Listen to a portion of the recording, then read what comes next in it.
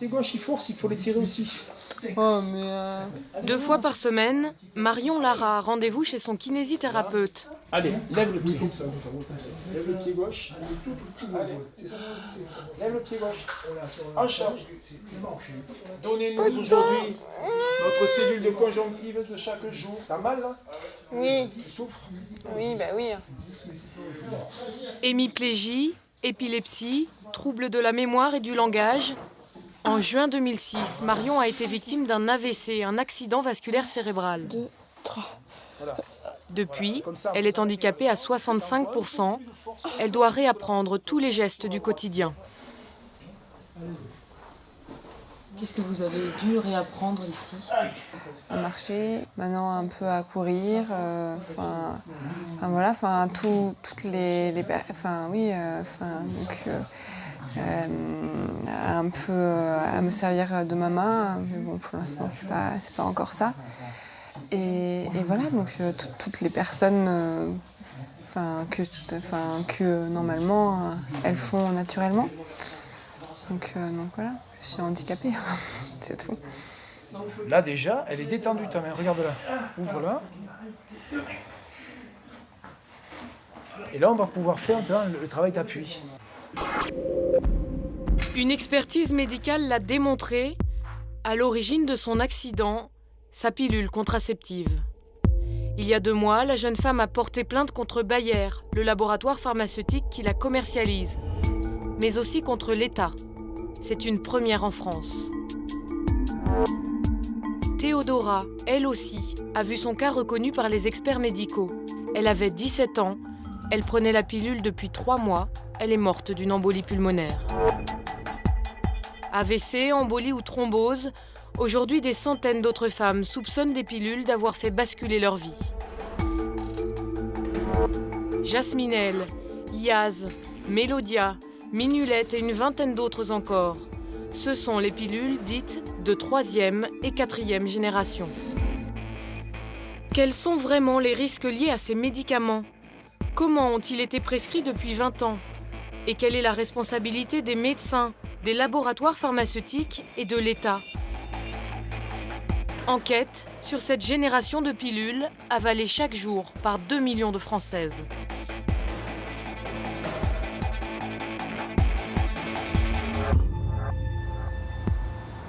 Aujourd'hui, Marion rend visite à ses parents. Coucou. Coucou. Bonjour. Ce sont eux qui se souviennent le mieux de la jeune fille brillante et sportive qu'elle était. Quand tu reviens du Canada, c'est exact. Ah oui, là, regarde. Voilà. Celle-là, moi, j'aime beaucoup. Je te rappelle, tu avais une forme pas possible. Tu tapais quand même entre 1200 et 1500 mètres tous les jours de dénivelé positif, hein, pendant 10 jours. Ouais, mais tout ça, c'est un peu loin. La vie de Marion a basculé le 13 juin 2006. Elle avait 18 ans. Ce jour-là, ses parents la découvrent inanimée. Transportée aux urgences, elle passe 3 jours dans le coma, subit 9 opérations. Elle reprend vie dans un fauteuil roulant, nourrie à la petite cuillère. Il lui faudra 6 mois pour retrouver l'usage de la parole. Donc là, il y a eu 3 opérations. Tu ne savais plus comment on souffle des bougies. Ah oui, ça c'était impressionnant. Je suis là vraiment, j'ai vraiment la moitié de la face paralysée. La Marion d'avant, elle est morte, mais ça c'est sûr. Mais même Marion Lara, Marion a été tuée, mais ça c'est sûr. À l'époque, Marion ne connaît pas la cause de son accident. C'est 4 ans plus tard, à l'occasion d'un bilan sanguin, qu'un médecin lui apporte une réponse. Marion l'ignorait, elle a une particularité génétique incompatible avec la pilule. Par hasard, en fait, je me suis retrouvée avec une hématologue qui m'a dit mais en fait, c'est la pilule, mais vous ne le savez pas. On vous l'avait pas dit.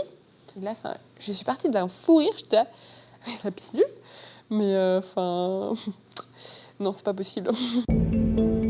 La pilule de Marion s'appelle Méliane. Nous avons voulu en savoir plus sur ce contraceptif. C'est donc dans une pharmacie que commence notre enquête. Bonjour madame. Enchanté. Jean-Claude Cazes est pharmacien depuis 30 ans. Alors tout à fait, ça c'est donc une pilule de 3e génération. C'est quoi une génération? Alors c'est assez simple à comprendre puisqu'il y a eu 4 générations qui sont liées à des années d'apparition.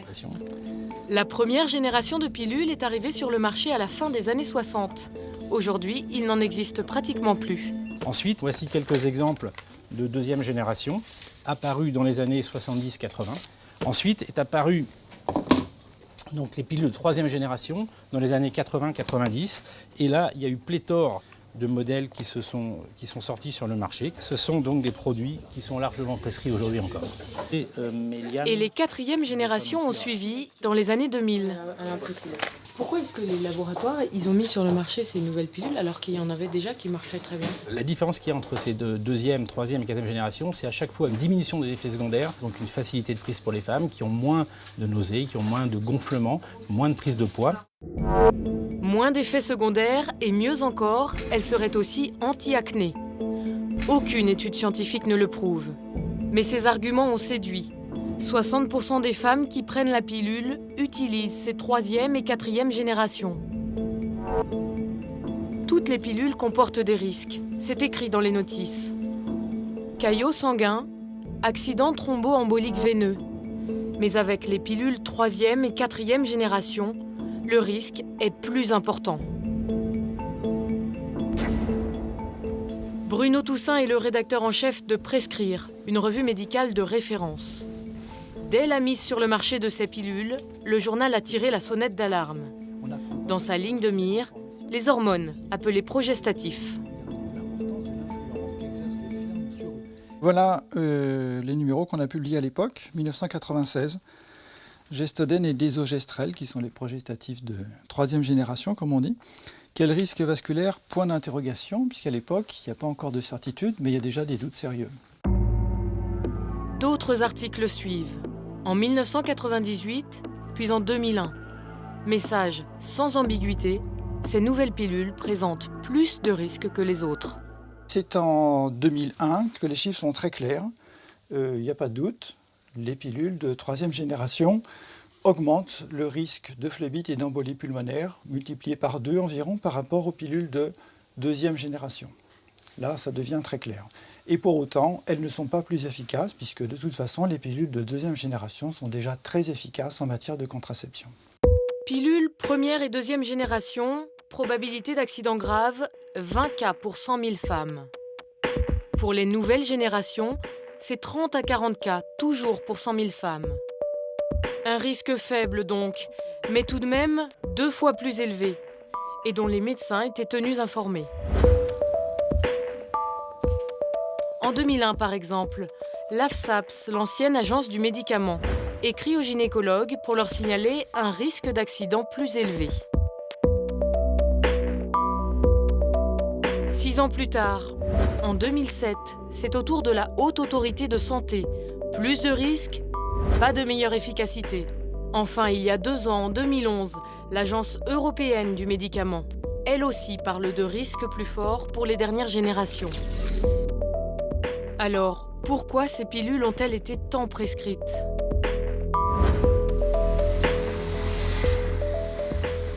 Nous sommes allés voir un gynécologue, le docteur Alain Knopf. Bonjour. Bonjour madame, enchanté. Asseyez-vous, je vous en prie. Merci. Il nous a expliqué ce que tout médecin devrait systématiquement demander avant de prescrire une pilule. La première chose à faire, c'est un interrogatoire complet, assez serré, sur la patiente, ses antécédents personnels, hypertension, diabète. Il ne faut pas oublier non plus les antécédents familiaux. Ensuite, je pense qu'il faut interroger sur un éventuel tabagisme, parce que je vous rappelle que quand même la pilule et le tabac, c'est une association de malfaiteurs. C'est vrai ? Le médecin doit ensuite examiner sa patiente. Le surpoids ou l'hypertension, par exemple, sont des contre-indications. Mais pas d'obligation légale. Tout est laissé à la libre appréciation du professionnel. Je pense qu'on n'a peut-être pas pris conscience de la réalité du risque et qu'on l'a peut-être un petit peu sous-estimé. Quand une jeune femme vient vous voir, elle vous dit « ma copine, elle prend telle pilule avec laquelle elle n'a pas pris 1 gramme, c'est vraiment formidable, est-ce que je peux l'avoir ?» On n'a pas toujours le courage, je reconnais, de dire « non, je vais vous donner plutôt une pilule d'une génération antérieure. Je pense que c'est la routine, c'est le fait que vous prescrivez une pilule pendant 15 ans et que vous n'avez personnellement pas connaissance d'un seul accident et que vous pensez que ça n'arrive qu'aux autres. La pilule a-t-elle été trop longtemps banalisée? A-t-on oublié qu'il s'agit d'un médicament avec des effets secondaires? À Tours, nous rencontrons la secrétaire du syndicat national des gynécologues, Elisabeth Paganelli. Pour elle, les informations sur les risques fournis par les autorités sanitaires n'étaient pas assez claires. On nous a juste envoyé un petit message qu'on n'a probablement pas tous lu, comme quoi elles avaient plus de risques. Mais le problème, c'est l'envoi. Moi, j'arrive même pas à me souvenir quand c'est qu'on nous l'a envoyé. La majorité des obstétriciens, des gynécologues, ils l'ont pas entendu. Des autorités qui n'alerteraient pas assez fort et pas assez clairement. Mais pour Elisabeth Paganelli, il y a aussi une autre explication, le discours séduisant des laboratoires pharmaceutiques.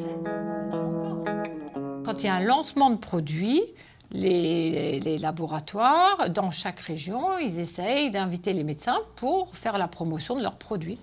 Ils sont aussi plus audibles puisqu'ils avaient des personnes qui venaient dans nos cabinets. Donc c'était quand même plus facile. On les voyait, ils nous donnaient des résumés, ils nous donnent des petits papiers. Bien sûr que c'est plus facile. C'est juste une sorte de communication. Les laboratoires pharmaceutiques communiquent mieux que les autorités nationales. Oui. Que disaient les laboratoires de ces nouvelles pilules? Quels étaient leurs arguments face aux médecins? Pfizer, Effic, MSD ou encore Bayer, nous les avons tous contactés. Aucun n'a souhaité répondre à nos questions. Alors, pour comprendre le lobbying qu'ils exercent sur les médecins, nous avons recueilli le témoignage de ces deux femmes. Il est rare. Ce sont des visiteuses médicales. Tenues au secret professionnel, elles resteront anonymes. Les visiteurs médicaux rencontrent chaque jour des médecins pour leur présenter des nouveaux médicaments, avec dans leur mallette, pour les pilules de 3e et 4e génération, un argumentaire clé. L'argumentaire que nous avions à cette période-là concernait surtout des patientes jeunes, des femmes qui arrivaient chez le médecin pour une première contraception. L'argumentation, c'était que ça ne faisait pas grossir et que c'était moins dosé et que ça ne pouvait pas provoquer d'acné chez les jeunes filles. Et c'était convaincant. Je veux dire, jamais aucun médecin ne demandait une étude. Le fait que ce soit moins dosé, dans l'esprit du médecin, c'est mieux toléré. Il n'y a pas de corrélation directe entre le dosage et la tolérance. Et le médecin, rarement, il demande une étude clinique pour vérifier ce qu'on a dit. La manière dont on présentait le produit au médecin, on avait donc des étapes. L'étape sur la tolérance et les effets indésirables arrivait en avant-dernier. Et souvent, on nous disait, si le médecin ne vous pose pas la question, n'allez pas dans l'étape tolérance et précaution d'emploi et effets indésirables. Donc ça veut dire, par exemple, pour les pilules contraceptives, que les médecins n'étaient pas forcément au courant des effets secondaires. S'ils ne posaient pas les questions, non. Pour les laboratoires, l'enjeu financier est énorme. Pour 3 mois, les pilules 1re et 2e génération coûtent environ 5 €. Le prix des nouvelles pilules, toujours pour 3 mois, peut atteindre 45 €. Pour convaincre les médecins de prescrire ces contraceptifs, les industriels ont aussi une autre stratégie, faire parler de la pilule. Pour cela, ils s'appuient sur les discours de gynécologues réputés. On les appelle les leaders d'opinion. Des médecins qui se sont donnés pour mission d'encourager la contraception. Vous les avez probablement déjà vus sur des plateaux télé ou entendus à la radio. Israël Nizan, Brigitte Letombe, Sylvain Mimoun ou encore Christian Jamin. C'est lui que nous avons rencontré. C'était au Palais des Congrès de Dijon samedi dernier. Ce jour-là, ce gynécologue parisien organise une journée d'information sur la contraception. Le fait de prendre la pilule... Dans l'assistance, plus de 300 prescripteurs, des gynécologues, des généralistes et des sages-femmes. Tous sont venus chercher des conseils et des informations. Car il y a 2 mois, l'ANSM, l'Agence de sécurité du médicament, leur a adressé une lettre. Elle leur demande de préférer la prescription de pilules 2e génération. Une recommandation que Christian Jamin leur conseille d'appliquer sans réelle conviction. Une adolescente qui arrive avec une acné, quelle contraception on lui donne? Il est aujourd'hui recommandé de commencer par une deuxième génération, sachant que ne nous cachons pas derrière notre petit doigt. Il est certain qu'on aurait été tenté il y a quelque temps de lui donner une troisième génération d'emblée.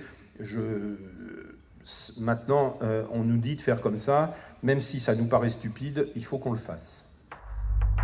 Un gynécologue de notoriété qui commente la décision des autorités sanitaires devant un parterre de prescripteurs.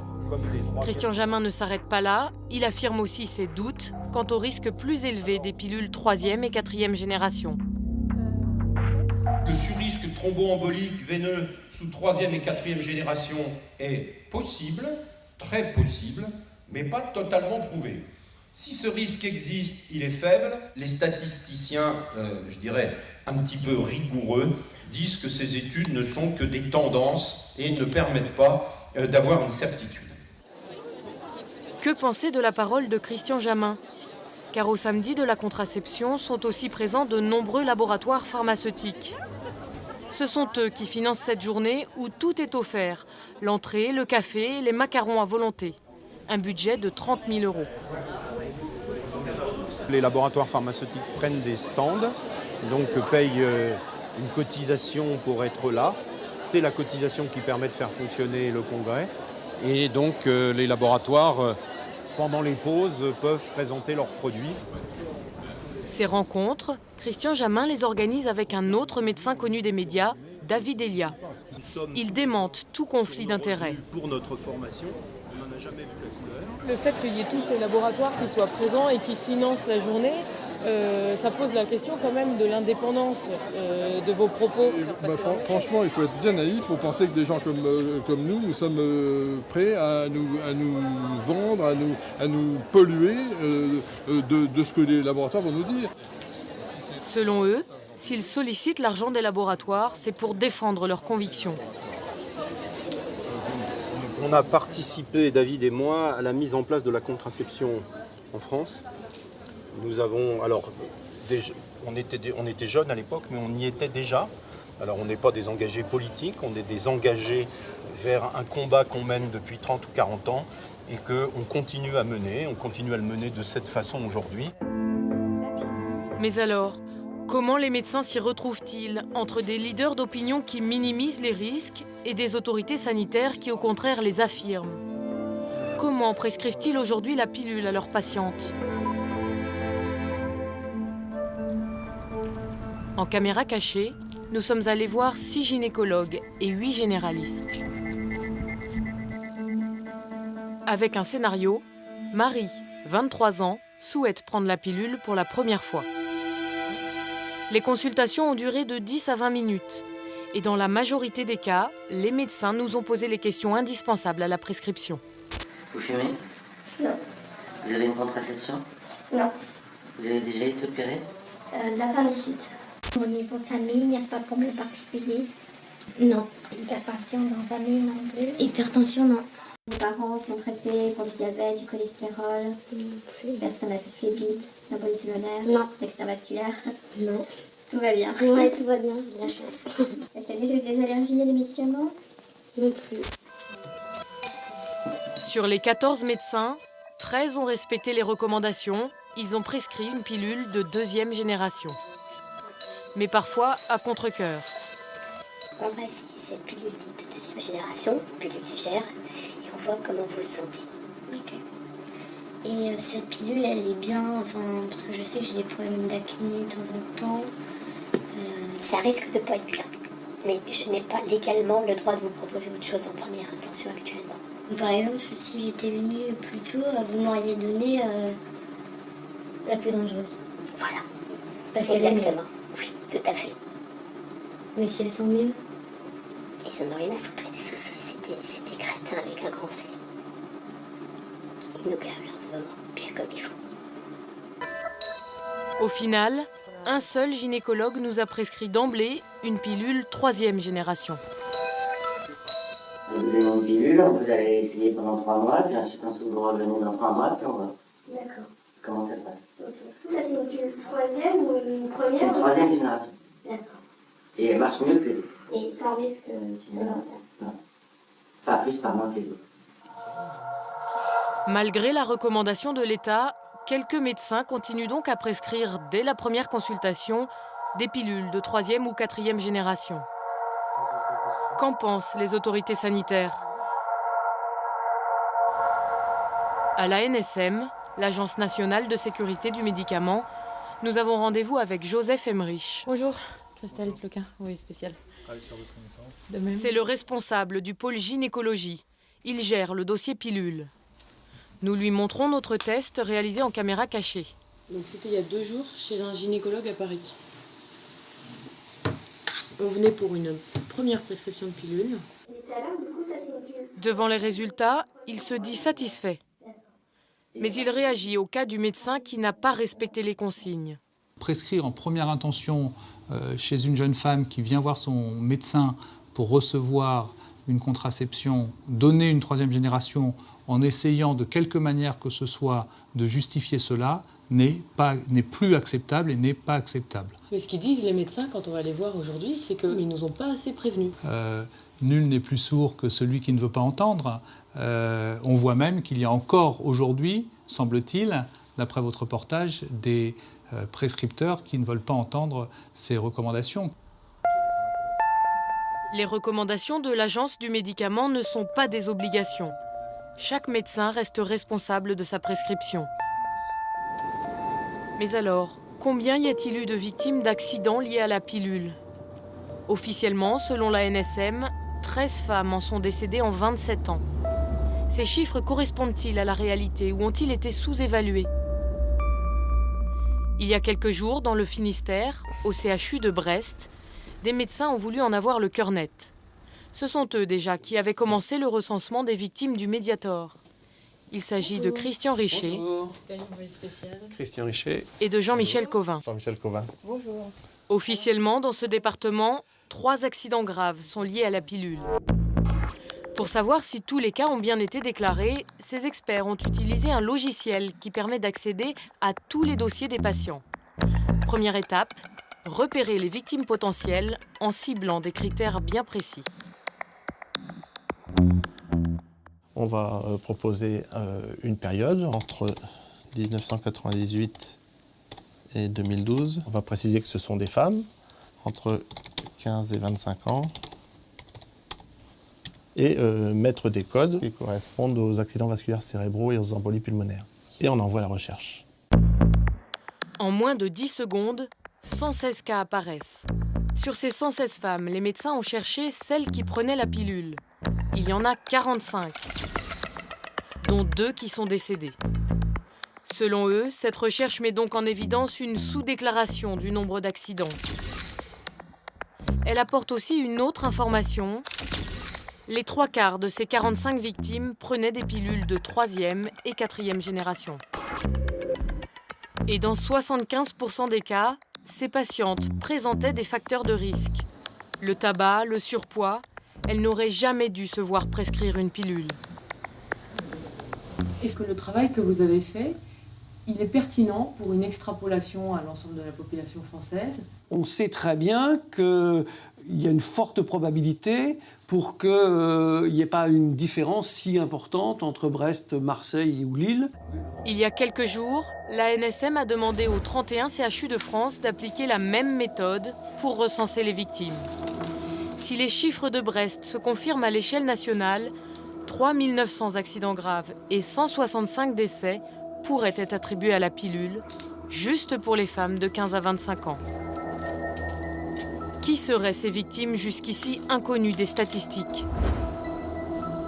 Cette question, un homme en a fait son combat. En 2007, Pierre Marcarian a perdu sa fille, Théodora. Elle avait 17 ans, elle est morte d'une embolie pulmonaire. Une expertise médicale l'a attesté, c'est sa pilule qui l'a tuée. Depuis, ce père a créé une association.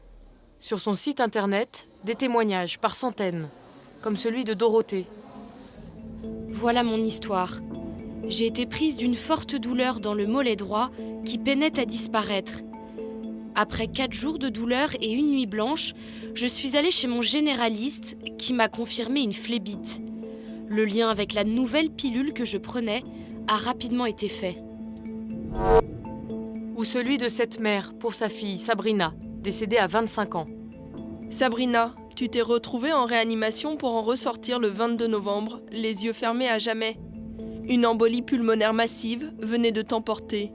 Tu étais en parfaite santé et tu ne prenais jamais de médicaments, sauf la pilule contraceptive.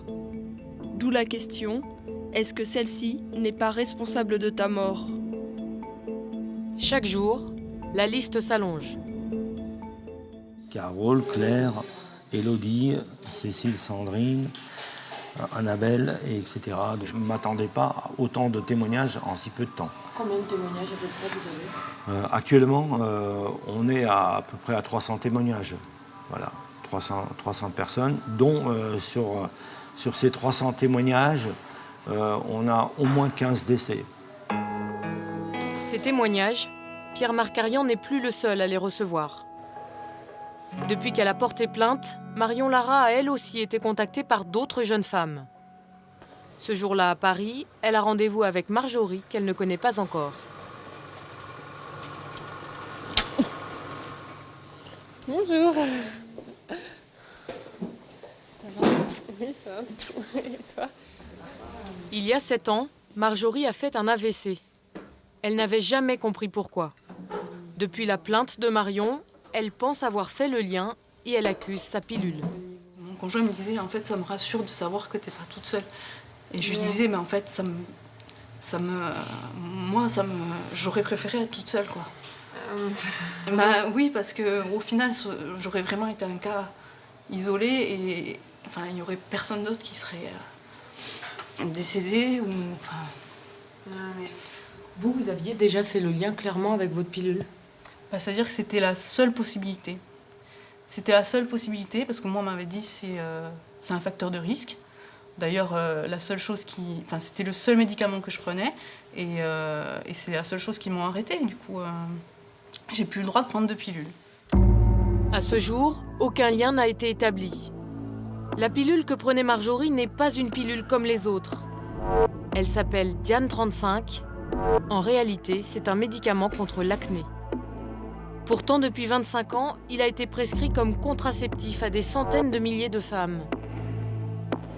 Pourquoi les médecins ont-ils fait cela? À la direction de la pharmacie des hôpitaux de Paris, nous rencontrons le docteur François Chaste. Pour lui, aucun doute, ce médicament a été détourné de son usage. Alors, le problème du détournement des médicaments en général est caricatural avec Diane 35. Alors, on peut faire une démonstration tout à fait convaincante, me semble-t-il. Si on ouvre le dictionnaire des médicaments le plus largement utilisé par les médecins, on voit pour Diane qu'il s'agit d'un traitement de l'acné de la femme. Ce dictionnaire des médicaments s'appelle le Vidal. Diane 35 y est bien inscrit comme un médicament anti-acnéique.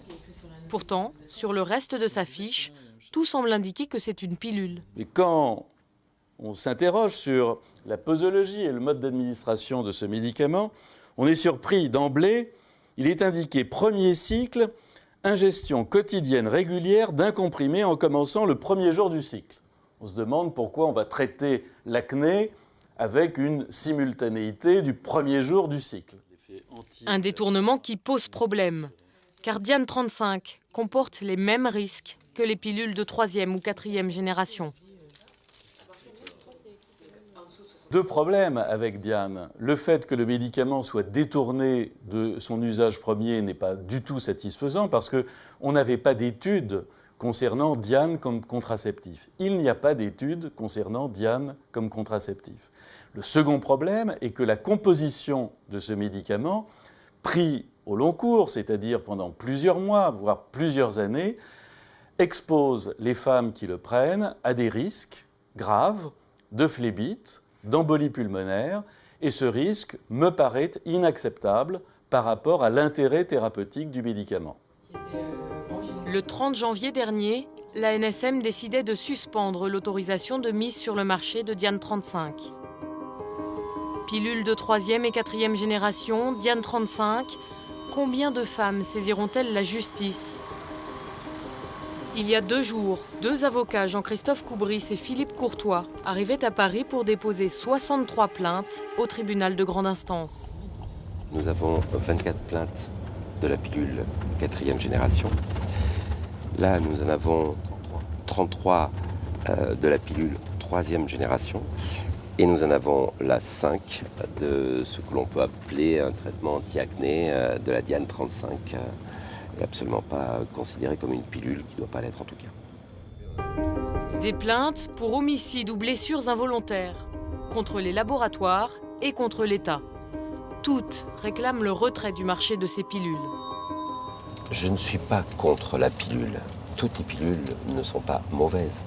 J'estime seulement que les 3e et 4e générations, qui n'ont rien apporté de mieux que la 2e génération, n'ont plus lieu d'être sur le marché. Elles doivent être retirées car pas de bénéfices et plus de risques. Et des risques qui peuvent être catastrophiques pour les jeunes filles. Merci, monsieur.